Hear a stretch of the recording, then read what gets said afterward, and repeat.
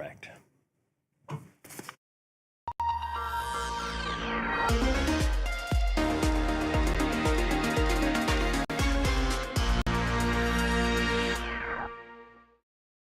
And it's time now for our weekly program, France in Focus.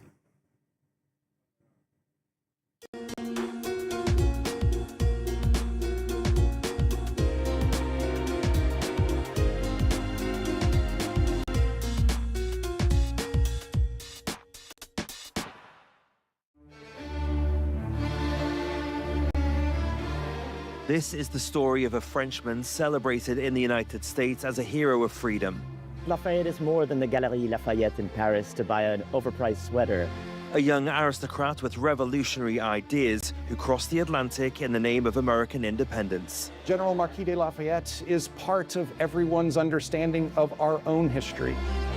His daring cemented French support for the Americans in their war against the British. We as Americans need to keep sacrificing for our freedom, for our rights, for the rights of man.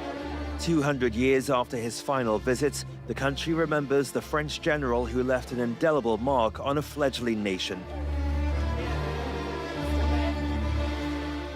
Vive Lafayette!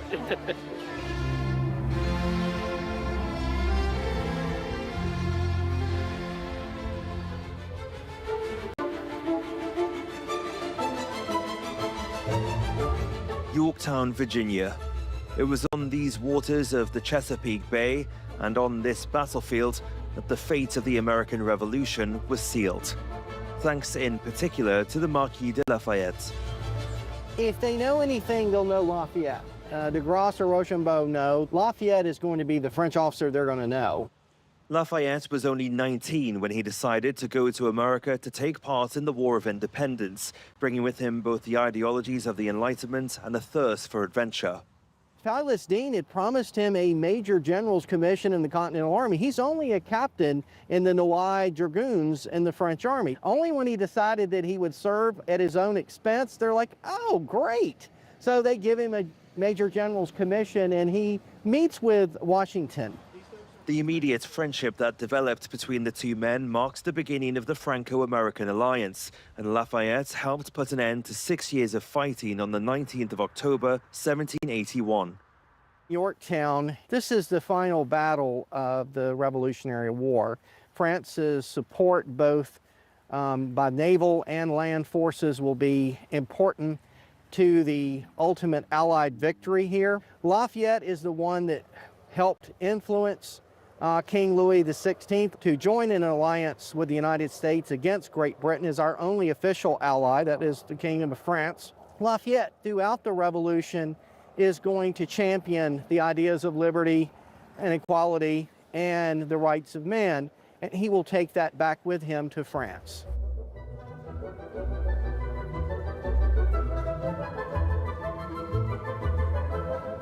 Nicknamed the hero of two worlds, Lafayette returned to Paris, where he played a part in the French Revolution and later the fall of the Napoleonic Empire. He didn't return to the United States until 1824 for a 13-month farewell tour.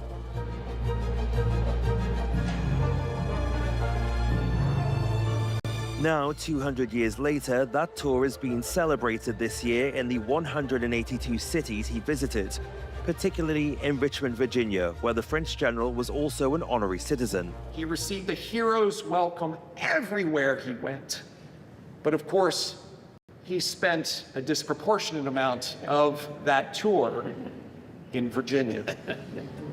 He, in fact, was able to once again remind us that being a champion of liberty is not a moment in time, but it is a perpetual journey, and therefore we stand together as we celebrate the enduring alliance of our two nations. The US's oldest diplomatic relationship began with Lafayette, and it continues to this day. Lafayette gives us a chance to look back, and we look back at what friendship means and sacrifice. And then we look to today, and that same friendship needs to exist, and the same understanding needs to exist. And then we look to our future, and we are reminded of one truth, that together we are stronger. At his residence, Virginia's Governor Glenn Youngkin spoke to a crowd of French and American dignitaries about the importance of Lafayette. It's the oldest in-service governor's mansion in the United States. It's also where the Marquis de Lafayette stayed during his tour.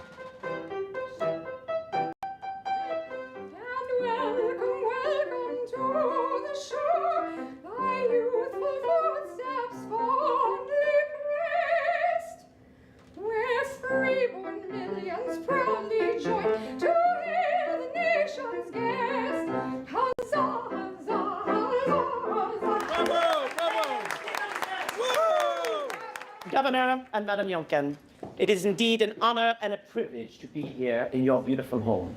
It's been, I think, over 200 years since my last visit, but it is equally as beautiful, and I am delighted to meet with you.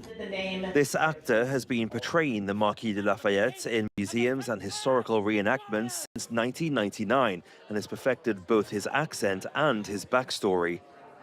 A trained historian, he explains the young officer's personality. Lafayette's love for America was manyfold.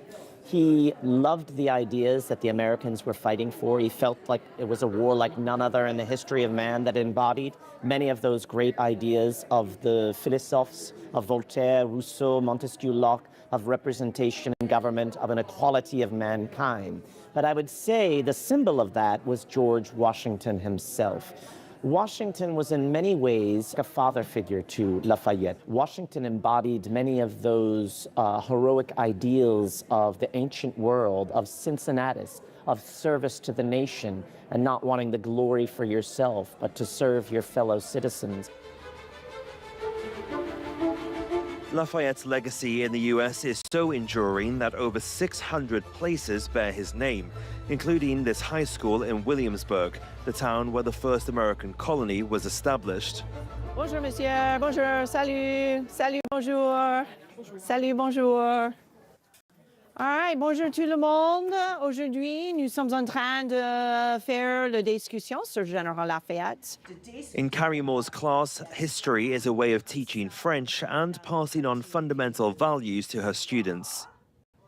We have a story that we actually read about General Lafayette's day, basic information and facts, and we need to keep that spirit alive in the history to make sure that students for future generations know about him. But the fact that he was French is also super important for the French students as well. So, Carrie encourages her students to ask questions about General Lafayette's life, but also to remember that without France, the United States might not exist.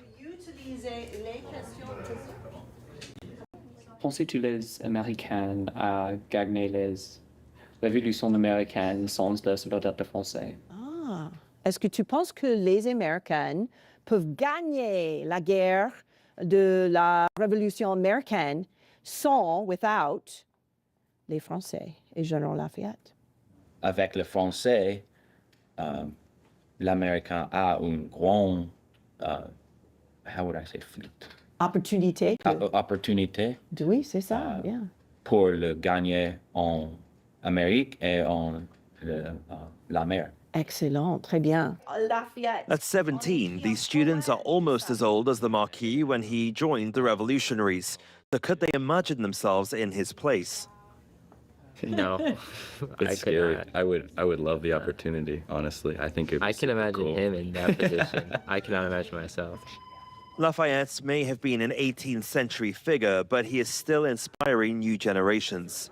La vie de Lafayette a été très importante pour apprendre l'histoire des États-Unis et la France. It's important for all schools in America to kind of pass down that knowledge to their students, just because it's important, especially if your school is named after him. It's important to know why, just because, like, history doesn't repeat itself.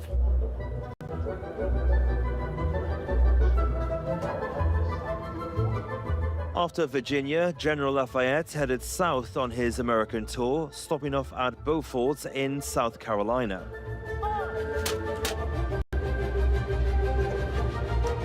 Where he disembarked his boat to rapturous applause. Patriotism is alive and well here, as this small state was the scene of the largest numbers of battles in the War of Independence.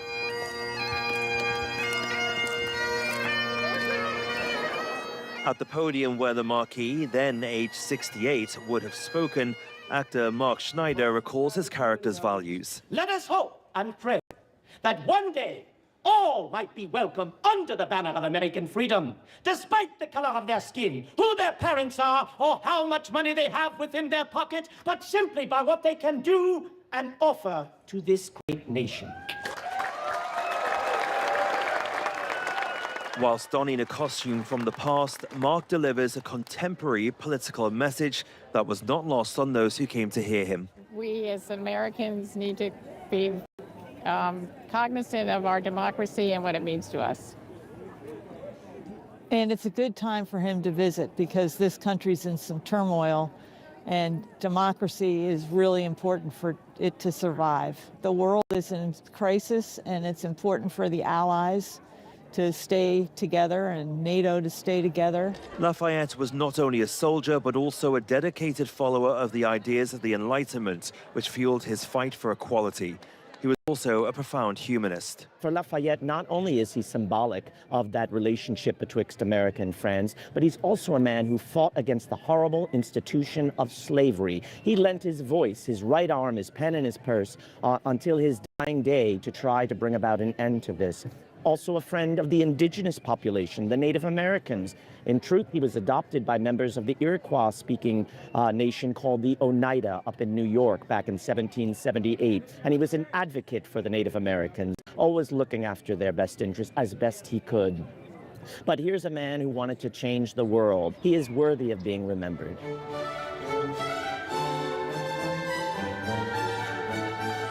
In the United States, Lafayette is a historical figure on a par with the Founding Fathers.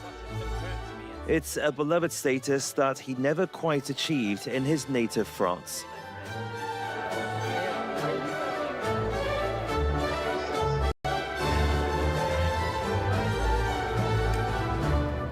He may have fought for the idea of freedom, which is so central to American identity, but Lafayette was unmistakably French. Above all, he was a man of the New World, one of the first to believe in the American dream.